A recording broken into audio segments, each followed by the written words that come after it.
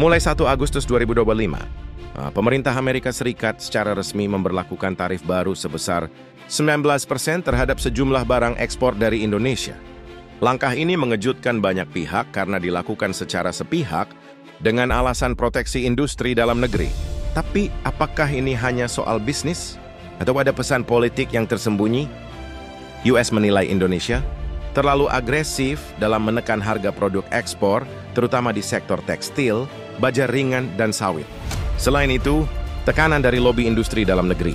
Amerika semakin kuat setelah kebijakan Zero Emission Indonesia mulai mempengaruhi industri otomotif global. Akibatnya, Indonesia masuk daftar pengganggu neraca dagang versi Washington. Penerapan tarif ini memukul telak sektor-sektor unggulan Indonesia.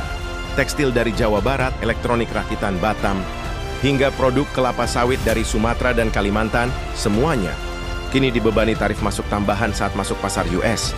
Itu artinya harga naik, permintaan turun, dan produsen lokal terancam merugi besar. Dampaknya bukan hanya di neraca dagang, tapi juga di lapangan kerja. Ribuan pekerja tekstil dan manufaktur kini menghadapi risiko pemutusan hubungan kerja.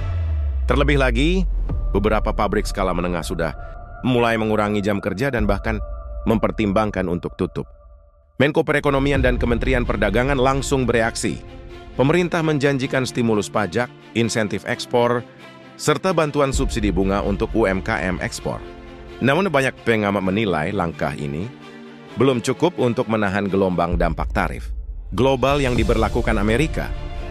Indonesia kini berpaling ke negara-negara alternatif seperti India, Uni Emirat Arab, dan bahkan Afrika. Tapi membangun kepercayaan dan jaringan di pasar baru tidak bisa instan. Proses sertifikasi, logistik, serta negosiasi tarif baru tetap membutuhkan waktu dan tenaga yang besar. Kebijakan Amerika ini juga memancing kritik dari negara-negara ASEAN dan anggota WTO. Mereka menilai tindakan US melanggar prinsip perdagangan bebas. Indonesia bahkan berencana mengajukan gugatan resmi ke WTO jika negosiasi bilateral gagal meredakan ketegangan.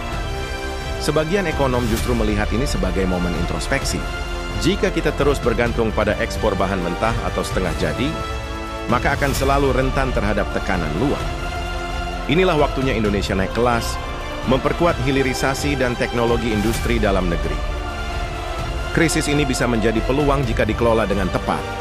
Beberapa negara seperti Vietnam dan Turki pernah mengalami hal serupa dan justru keluar lebih kuat.